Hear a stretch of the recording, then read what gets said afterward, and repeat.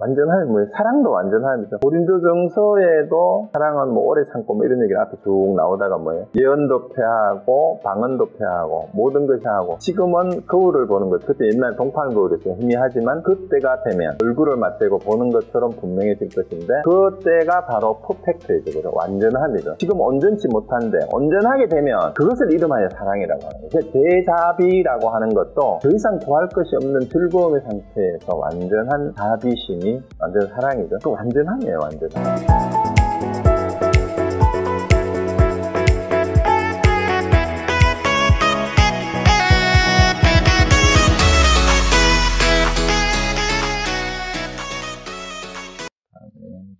넘어가면 거기 뭐 해설도 굉장히 내용이 괜찮아요. 내용이 괜찮은 내용이 많은데 그냥 여러분 참고로 하십시오. 그냥 참고로 하고, 그 뒤에 243페이지에 좋은 인용문이 많이 나오는데 같이 보고 올까요? 잠깐.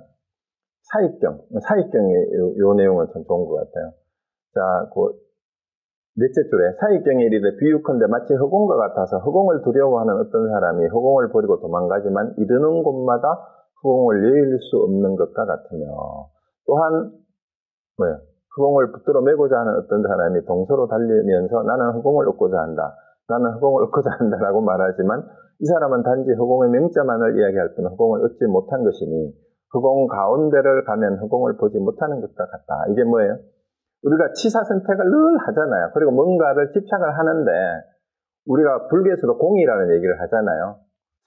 색즉시공 공적시서 얘기하면서 공도리를 안다라고 뭐 깨달아야 된다 이렇게 얘기를 하는데, 사실은 그 공이 따로 있는 게 아니다 이 말이에요. 왜요? 허공은 늘 함께 있지만 언제 어디에는 허공이 없는 데가 있습니까? 어떤 물건이 있는 데는 그 물건이 있는 자리가 허공이 같이 있잖아요. 근데 다만 우리는 물건만 보일 뿐 허공은 보지를 못하죠. 뭔가 있으려면은, 현상이 있으려면 허공이 있어야 현상이 있어요. 그렇죠? 허공이라는 거는 어떤 것도 없고 모든 것을 다 포용할 수 있는 것이기 때문에 모든 게 있는데, 모든 것이 있는 자리에 허공이 따로 없잖아, 그죠? 그런데 허공을 찾으러 다니는 거하고 똑같다 이 말입니다. 자기가 있는 자리가 곧 허공이 같이 있잖아요, 그죠? 내가 여기 있으려면 허공이 없으면 내가 여기 있을 수가 없잖아. 그와 마찬가지로 법은 그렇게 허공과 같은 것인데도 불구하고 우리는 자꾸 다른 데서 구한다 이 말이에요. 내 몸이 있는데 허공이 같이 있어요, 항상. 근데 그거를 따로 구하는데 법도 그와 같다 이 말이에요, 깨달음도. 그래서 따로 구할 게 없다라는 얘기가 그 말이에요.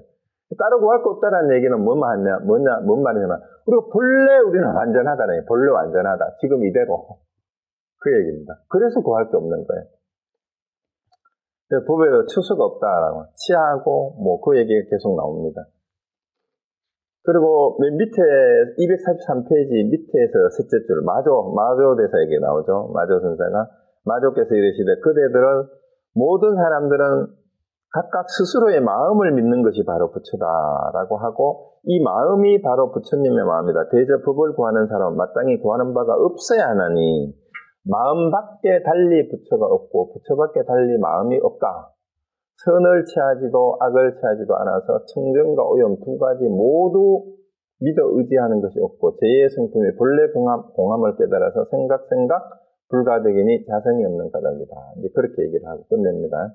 자, 그래서 마지막에 여의고 구하는 마음을 일으키면 모두 피곤하여 고통스럽게 된다. 자, 뭘 떠나야 될 게 있고 구해야 될 게 있는 그 마음으로는 절대로 법을 구할 수가 없다. 이 얘기입니다. 그리고 버리고 구하는 마음을 없애라. 그거를 내려놓으면 그 버리려고 하고 구하려고 하는 그 마음이 곧 부처다. 그걸 떠나서 따로 부처가 없다. 이 얘기를 하고 있습니다. 자, 본문 다시 봅니다. 244쪽에 그때 장자 유마일이 문수 사리에게 물었어요. 자, 인자는 무량 천만억 아승지국을 필력하셨는데 어느 불토에 훌륭하고 묘한 공덕이 성취된 사자다가 있습니까? 이렇게 물었어요. 자, 그러면 유마거사가 문수보살을 끌어들입니다. 그 이유가 뭘까요? 그냥 이거를 몰라가지고 문수한테 물은 게 아니에요. 문수가 어떤 사람입니까? 자, 그때 당시 이 유마경이 시작될 때에 부처님의 법회 자리에 참석했던 사람 가운데에 가장 뛰어난 지혜제일이라는 보살이잖아요. 그리고 다들 문병을 못 온다고 했는데 문수가 그럼 내가 가겠습니다 하고 온 사람이잖아요. 그러면은 유마가 직접 얘기하기보다는 그게 따라온 사람들은 전부 다 유마한테 상처가 있죠. 상처가 있다기보다 유마한테 전부 다 과거에 한두 번씩 만날 때마다 다 깨진 사람들이란 말이에요. 그래서 유마가 직접 얘기해보다는 같이 따라온 문수보살이 그 사람들은 더 친숙하게 느낄 수가 있어요. 그래서 문수가 얘기하도록 문수한테 질문을 해줍니다. 그래서 문수가 이제 얘기를 하는 거죠. 자, 어디에? 이 말이죠. 어디에? 정말로 이제, 묘한 공덕이 성취된 사자자, 부처님의 자리가 어디 있느냐, 이 말이에요. 부처님의 자리. 그리고 이 자리를, 사자자를 얘기를 했는 이유가 뭐예요? 앞부분의 얘기가 뭐였어요? 사리불이, 야, 여기는 왜 자리가 없지? 어디 좀 앉았으면 좋겠는데, 이 얘기를 한 거잖아. 그러니까 이제, 사자자가 있는 곳을 찾아서 그 자리에 앉혀주려고 하는 거예요. 그 문수보살이 사자자에 대해서 설명을 하죠. 문수사리가 그사여 동방으로 36 항하사국을 지나서, 자, 여기서 아승지하고 항하사는 이게 불경에 나오는, 인도에 나오는 숫자 단위인데요. 헤아릴 수 없는 수라고 생각하면 돼요.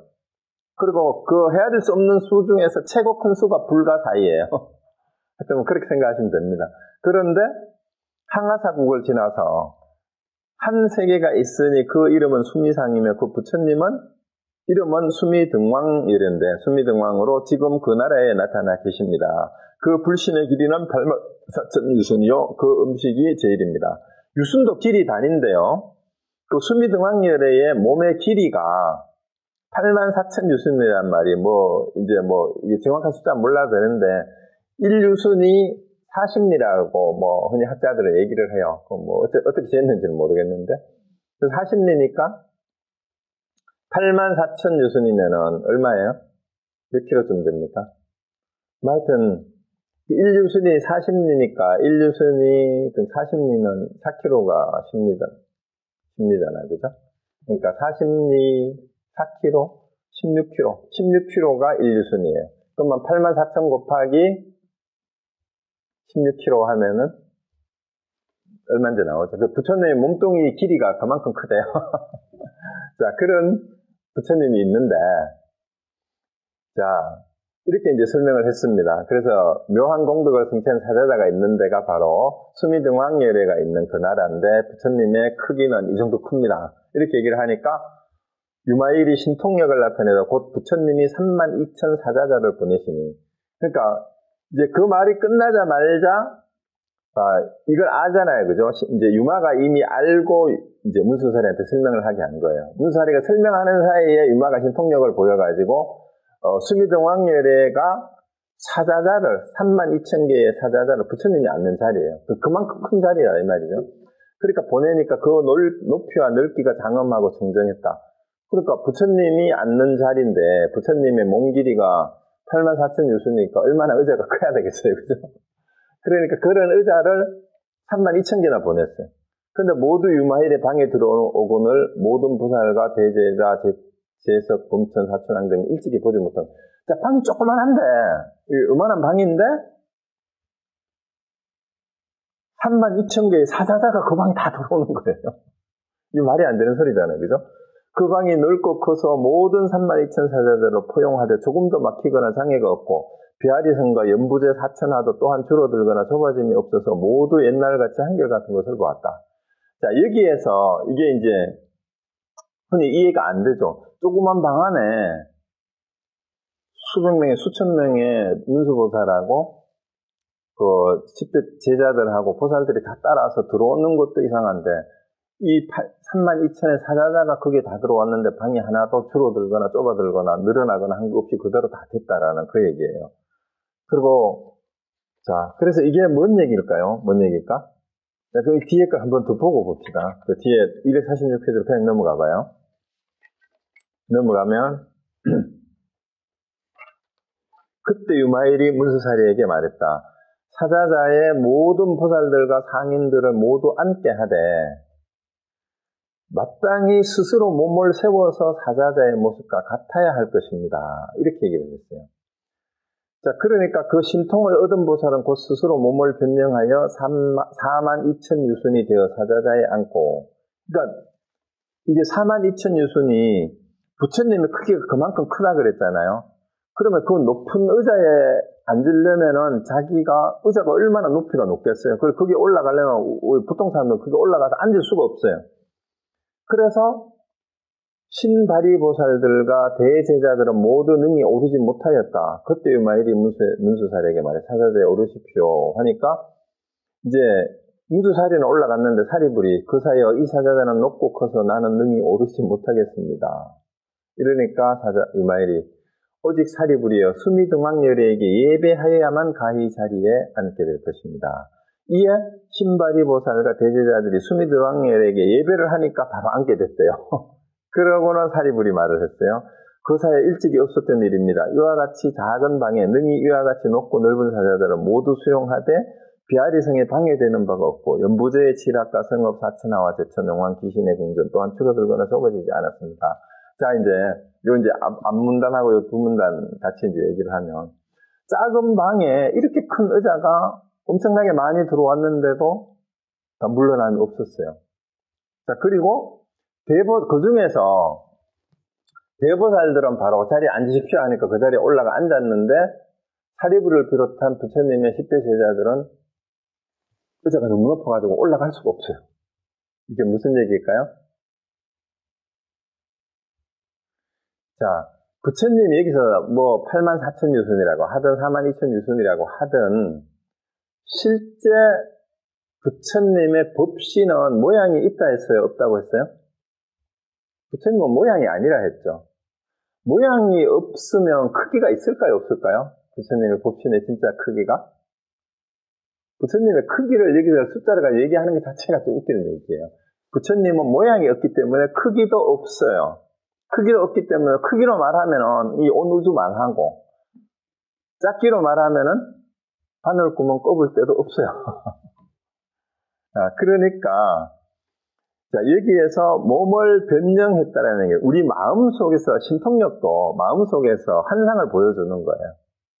그러니까 쭉 부처님은 이러 한데 얘기하니까 그 얘기를 듣는 순간 사람들은 이제 쭉 그 앞부분을 가봅시다.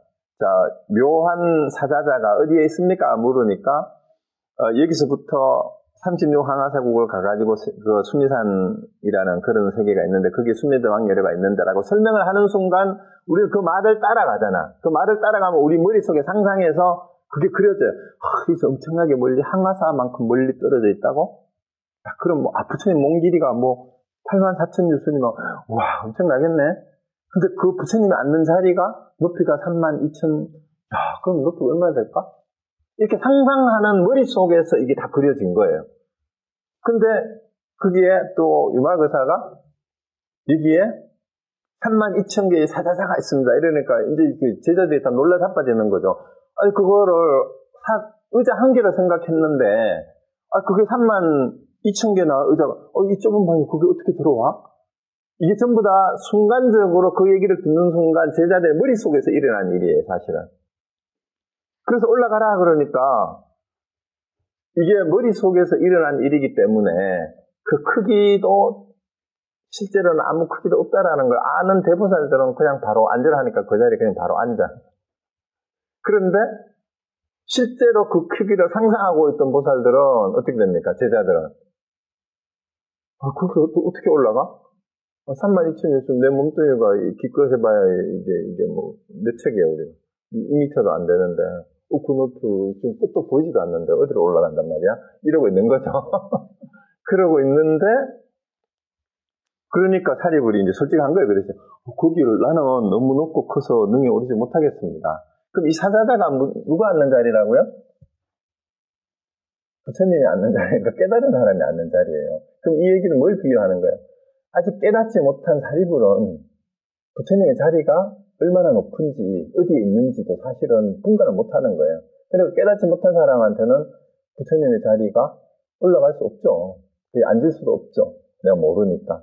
자, 그래서 여기서 얘기하는 건 뭐냐 하면은요, 높고 낮음, 크고 작음을 얘기를 해서 사실은 높낮이와 크고 작은 게 없다라는 얘기를 이렇게 비유적으로 가르쳐주기 위해서 얘기를 하는 거예요. 높은 자리와 낮은 자리에 대한 차별심이 남아있으니까 사립으로 못 올라가요, 거기를. 그렇게 높은 데 어떻게 올라가, 그렇게 높은 데는. 자기 몸이 한계가 있는데. 그래서 여기에서 엄청나게 과장법을 이용을 해가지고 8만 4천 유순이라는 크기, 또 4만 2천이라는 높이를 얘기를 하면서 보통 사람들의 얘기로는 이게 이제 상상 속에서는 앉을 수 있는 자리가 아니라는 얘기예요. 그렇지만 어떻게 문수사리뿐만이 아니라 제자들에게 또 유마일은 집 주인이잖아. 집 주인이 있고 왔는 손님들이 앉을 자리를 물었으니까 자리를 다 마련해서 앉게 해줘야지. 그래서 앉으십시오 했는데 그렇게 좋은 자리를 마련해 줬는데도 이 사리불은 지 수준이 안 되니까 그걸 못 앉는 거예요. 자, 그런데 유마가 다 앉게 해드려요. 어떻게 합니까? 해법이 뭡니까? 247페이지에 사리불이요, 수미등왕열애에게 예배해야만 자리에 앉게 된다. 자, 그래서 여러분이 그 자리에 앉으려면 지금부터 예배를 하시면 됩니다. 자, 그럼 어떻게 예배를 하면 될까요? 자, 수미등왕열애에게 예배를 하면 된다 했는데, 이것도 달마 간심론에 예배하는 법이라는 게 나와요. 예배하는 법. 자, 이렇게 나와요. 예는 공경한다는 뜻이요. 대저, 이 말이죠. 부, 예자, 경야, 배자, 복야. 배는 굴복한다는 뜻이니, 공경, 진성, 굴복, 무명, 명의, 예배라. 이렇게 되죠, 원문에. 참성품을 공경하고 무명을 굴복시켜야 비로소 예배가 되느니라. 이건 달마 간심론에 예배하는 법이에요. 우리가 불상을 보고 흔히 절을 하는 것을 예배를 한다 그러는데, 이 달마대사는 예배하는 게 이게 진짜 예배다라고 얘기를 합니다. 자, 예는 뭐라고요? 공경. 배는 굴복이에요, 굴복. 근데 뭘 공경해요? 공경, 진성. 참마음을 공경해야 된다. 이 참마음은 불성이고 깨달음이고, 여기 법이라고 바꿔도 돼요. 진리라고 해도 돼요. 그걸 공경하는 게 예라는 거예요, 예는. 굴복은 뭘 굴복시키는 거예요? 배는 굴복이라고 그랬어요. 무명을 굴복시켜야 된다. 무명이 뭡니까? 우리 근본 무명, 우리가 번뇌망상으로 뒤덮여서 닳지 못한 마음. 자, 그러면 예배를 하면은 자리에 앉게 된다 그랬으니까, 자, 예배를 했다라는 건 뭔 말이에요? 우리의 참마음을, 깨달은 불성을 공경을 하고 내 안에 있는 어리석음을, 근본적인 어리석음을 굴복을 시키면 된다. 그리고 이 무명 속에는 암안도 들어가고 자만도 들어가고 뭐뭐를 구하려는 탐색하는 마음, 이 모든 게 다 들어가요. 그래서 이것이 굴복이 되면 어떻게 됩니까? 무명이 굴복이 되고 참마음을 공경하는 마음이 되었으면 이 깨달음이죠. 그 사람이 바로 부처가 된 거예요, 이미. 그러면 수미등왕열애에게 예배한다라는 건 뭐냐 하면은 참마음을 공경하는 마음으로서 일체, 그 참마음으로 이 말이에요. 일체의 모든 무명이 굴복이 된 상태니까 당연히 이제는 크고 작고 높고 낮고 일체의 모든 차별과 이런 것들이 다 없어진 게, 그 차별이 어디서 나와요? 무명에서 나오잖아요. 그 무명이 굴복됐으니까 자리에 앉을 수가 있는 거예요. 크고 작음도 없어졌고 일체 분별심과 차별심 다 없어졌거든요. 그러니까 이에 신바리보살과 대제자들이 곧 수미등왕열애에게 예배하자, 곧 사자자에 앉게 됐다 하잖아요. 그러면 수미등왕열애에게 예배한다라는 거는 사실은 여기서 복선을 깐 게 뭐냐 하면은요, 소승을 버리고 대승에 기이하라는 얘기예요. 소승을 버리고 대승에 기이하라. 그래서 이 진성을, 참된 마음을 공경을 하고 일체 무명을 굴복시켜서 예배한다라는 것은 결국은 일체 중생이 곧 부처의 본성을 가지고 있으니까 중생과 부처를 구별하는 마음, 심지어는 출가자와, 그러니까 제가자죠. 그러니까 여기에 성문들이 뭐예요? 출가자로서 출가 수행자라는 마음이 있는 거예요. 우리들은 특권층이다. 이거는 인도의 당시 상황도 이해를 해야 돼. 인도에서 성직자는 뭐예요? 사성제 기업화에서 최고 고귀한 신분이라는 그러한 아상이 있는 거예요. 세속의 모든 것을 부모 형제도 버리고 세속의 직업이 모였던 신분을 다 버렸지만 당시에 인도의 입장에서는 성직자들은 정치인 계급, 무사 계급보다도 더 상위에 있는 고귀한 신분이라는 그런 가상이 아직도 있는 거예요. 그리고 출가 수행자이기 때문에 제가자들하고 다르다라는 말이 있는 거예요. 그러니까 출가자와 제가자를 구별하는 마음이 계속 남아있었죠. 자, 이게 바로 유마경에서 복선을 깐 게 왜 주인공을 제가 신자인 유마로 했고, 그 다음에 유마에게 이 출가 수행자들인 부처님의 10대 제자들이 다 이렇게 한마디로 이제 깨치자 이 말이죠. 다 이제 꼼짝을 못하게 하느냐. 그래서 이제 그런 구도로 다 깨버리는 거죠. 그래서 출가 제가는 물론이고 심지어는 중생과 부처마저도 둘이 아니다라고 얘기하는 거예요. 자, 그렇게 예배, 그런 마음으로 진리에 나를 바치고 내 안에 있는 모든 무명과 일체의 암한심을 굴복시키는 그런 상황이 되니까 사자자에 앉는 거예요. 그 사람이 사자지. 그 사람이 바로 부처니까. 그래서 거기에 예배하자 말자 사자자에 앉게 되었다. 자, 여러분도 그러면 어떻게 사자자에 앉을 수 있어요? 그렇게 예배를 하시면 됩니다. 예배를 하시면 지금 여러분의 자리가 곧 사자자입니다. 그 자리가 사자자예요. 사자자가 따로 있지 않아요. 그 사자자가 42,000 높이가 되는 도저히 기어오를 수가 없는 그런 데가 아니고 이런 예배하는 마음을 진심으로 낸 사람이 앉아있는 자리가 곧 사자자예요. 자, 그러니까 사리불이 이제 그 사이에 일찍이 없었던 일입니다.